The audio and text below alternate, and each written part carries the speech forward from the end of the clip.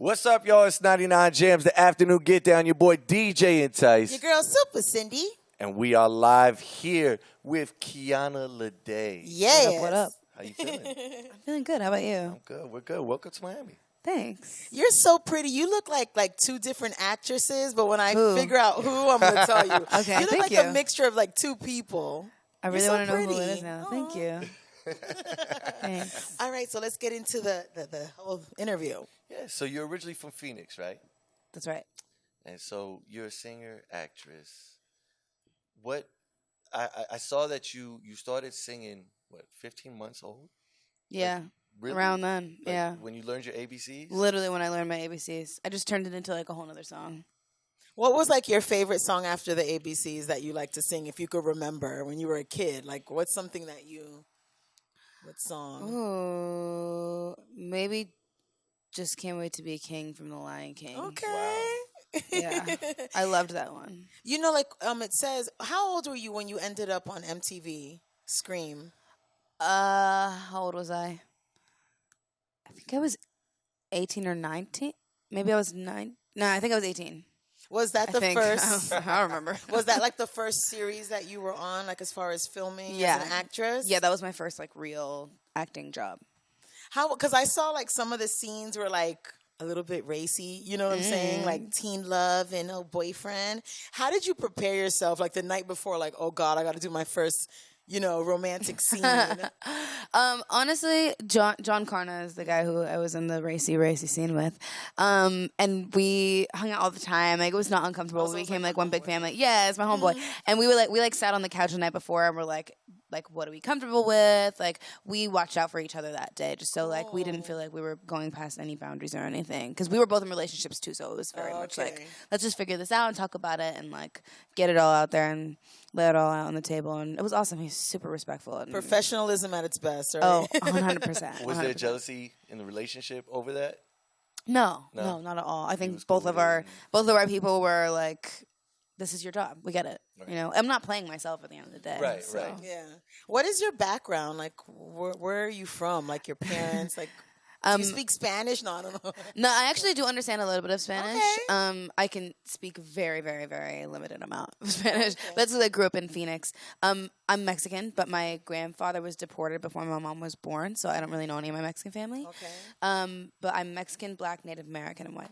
Beautiful mix. Yeah, thank you. How was it? Like, did you have difficulty growing up as a kid, being mixed with different, backgrounds? Did people make fun of you or like, you're so pretty? Who the heck's making fun of you? Thank you. Really? I mean, I don't think I was made fun of as much as, no, I was made fun of a little bit, but I don't really take it too seriously. I never really did when I was a kid. I just laugh along with everything. But I think the major thing about being mixed for me was not feeling like I was enough of anything. Like, people would always be like, you talk too white, or like, you're not black enough, you don't speak Spanish, so you're not Mexican enough, you're definitely not white, so that's for sure. I didn't grow up I'm from Phoenix, where there's like a lot of Native American reservations, and like I didn't grow up on reservations, so like I just wasn't ever enough of anything, so I didn't really know what I was. But I took the DNA Ancestry.com test. You did. What was the result? It was my receipts. I was like, okay, I'm this much of this, so all you guys can suck it. Okay. Boom. There you go. But now I can like look at that and I take pride in all the things that I am, and I can like confidently be like, I am this. I am Black. I am Mexican. I am Native American, and I feel so happy to be all those things. Were you like hopping from click to click in school? It was like, I didn't really have a clique. No one would really take me. So I was friends with all of the Filipino kids at my school, because they were like, we don't know. Accepted you as you are. Yeah. They didn't care. But you spent a lot of time in school. You would just be singing a lot. Yeah. I didn't Not really really hang out with a paying lot of attention to people class and- in high school Did you either. pay attention in class, or you would just sing all the time? I paid attention in class. I'm a hard worker, so like I wasn't very good at school. It took me a long time to finish my homework. Like, homework assignments that should have taken me an hour took me 6, because I'm just like, my brain is everywhere. But I really tried. I was an honor student because I tried to work hard. My work ethic was very high, so that's the only reason I was an honors kid. But other than that, I wasn't like smart. I was good with words. Like, English and literature was like my number one category. I've always been like really good at reading and like putting words together. Math and that's why I write science go now. that way. No, I didn't like English because I didn't like the type of material we had to read. I hated that. But I love vocabulary. You know, like I love learning. They tell you to write an essay or something like that. Yeah, I love totally that. But kill it. I love creative writing. I don't like anything that puts too many boundaries on me. Like don't try and give me rules. Like I didn't like choir for the same reason in school. I didn't do choir. Like everybody would think I would do choir, but no. Like I was like, I don't want you to tell me exactly what to sing. I just want to be able to sing what I want to sing. So that's why creative writing was awesome too. So I read that you moved to LA, was it, when you were 15 alone? 16, yeah. 16 alone. What was that like? What made you do that leap? That's a big leap. Yeah, It's a big 16. leap. I had been going back and forth for like a year before that. Okay. I had already signed a deal. I was ready to be out in the world. I thought I was a grown woman. I was like, I'm done with school. I went to online school. My parents were super supportive, which was really weird because they were very strict growing up. Like if the number of boys amounted to or was more than the amount of girls that I was hanging out with, I couldn't go. It's a problem. Wow. It was like very strict. You're like, no, 4 that's girls. And then all of a four sudden they were guys. like, "Go off I into would, the if I had a world." daughter, I would never let her go. Yeah, I was. Yeah, I don't They know. supported you. They really supported me. I think they just trusted me too. Like I was a really good kid growing up. If I did anything bad, they would catch me. So what was the process like in LA? Auditions? How did you know what to do, what path to take? I didn't really. I was just guessing. Like literally every day. Like, okay, I'm just gonna like over the last year that I had been going back and forth, I met more and more people who were kind of giving me more advice. You know, they had been in LA for a while, so they kind of helped me navigate through that whole new experience. So, was that when you already were starting to write Selfless? Like, when did you start writing Selfless? I didn't start writing Selfless until about a year. No, maybe like 6 months before it came out. Honestly, like I had been writing music. I knew what path I wanted to take, but I hadn't gone through the story yet. And I finally lived that story in that part of my life, and that prompted me to write all the songs very quickly. Like it was like one session after the other I came up with all the songs. And they're all like based on things you've gone through, things you've seen. Yeah. What is the writing process like when you're creating your music? My writing process is very simple. I go through life, I live life. Mess up stuff happens. I cry about it, probably for a couple days. At the same time, I'm in the studio. Have some therapy sessions with my co-writers. That's why I love writing with other people, because I feel like I can't even navigate through my own brain. Yeah. So having somebody who knows me like that and sees me like every day, like knows what I'm thinking, and helps me kind of process it all. And while I'm processing, we have a track going on in the background, or we write from scratch and add some melodies to whatever words I just said in the conversation, basically. So you might be like crying right out to your lyrics at that moment. Most of the time I am. Oh wow. Yeah, most of the time I mean, if it's a sad song. Sometimes Right. it's not always sad, but Right, like right. when it's sad, when it's about like a breakup or someone that I love, even if it's happy. Like I wrote a song about Alex. My best friend Alex is over here. I wrote a song about Alex and our best friend Chelsea, and I cried like the whole time, but it was all happy tears. Oh, Yeah, I'm that's so emotional. cute. I'm sappy. So who are you signed with right now? Republic. And how did that whole process happen? Basically, I had my first deal. I got dropped at 17. Then for 2 years, I was unsigned. I had no idea what I was doing. I was just like, I'm back at square one. I'm not that like 15-year-old girl with a record deal anymore. Like now I'm like any normal 17-year-old girl that's in LA trying to make it. So I just kept writing every day. For like 6 months, I didn't come out of my room because I was like so afraid of just like the outside world and really sad.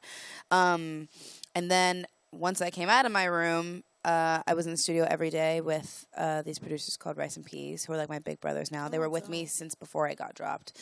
We were working in the studio every day, and then like on our off time, we would just mess around with like pop songs or hip hop songs, R&B songs, and turn them into like really soulful ballads. And at first, it kind of started as a joke, and then it turned into something real on accident. And we started making the Soul Food sessions on YouTube, and that's when all the attention came back. Yeah, you are very much into soulful music. Is there anybody you would really love to collab with that you like on that spectrum? On that spectrum, Leon Bridges would be amazing. I love him. His music is incredible. his whole last album is just. It'll happen, right? Another reason I cry. It'll happen. Thanks, Leon. It'll happen. It'll definitely You're happen. going to speak it into existence. It's going to happen. Okay, we said so. How about any, like, what are you streaming right now? What are you vibing to? Oh, what am I listening to right now? Leon. We listen to a lot of Drake. Jasmine's also here. She's my tour manager. She loves Drake. So we listen to a lot of Drake. Okay. SZA, Kehlani, Janae. Who else am I listening to? Yeah, it's a That's a nice mix. It's a good I like mix. that. It's dope. Who inspires you musically? Like when you were growing up, who did you say like I want to like I love her voice, like I want to sound like her, like you would try and mimic her, anybody like that? There was nobody I really tried to mimic. But I loved Alicia Keys. I loved that like how in tune with herself she was, and how natural and like authentic and emotional she was, and vulnerable, but in a strong way. And she does it herself. She sits on the piano. Nobody can take credit for her sitting on the piano and playing and singing things that are coming straight from her heart. So Alicia was definitely a big example for me. So your music now is like hitting the airways. How is it hearing yourself on the radio? It's crazy. I don't even believe it when I hear it. You're like, is that my? Yeah. No, the first time I caught like the very, very end of X playing on the radio in LA. And I was on the phone with my manager, and I had just gotten off the phone, and I heard X, and I was like, why is my phone playing my song right now? And then I realized it was the radio, and I was like, whoa. That was crazy. That's dope. Yeah. So So like music- you call your friends and you're like, oh my God. Yeah, I did that. She called her. Does your ex hear the song X? Do you know? Yeah, I'm sure he does. Which one? All of you bastards. and so are you dating now? Like is your music career your boyfriend right now? My or? music career is my boyfriend. I'm dating myself at the moment. That's the Getting answer to know everybody gives. myself, loving myself, buying myself gifts. It's really nice. Yay. It's good. So musically, what's going on in 2019? You're like rising right now. Yeah, we're dropping an album in late spring, Okay. so hopefully May.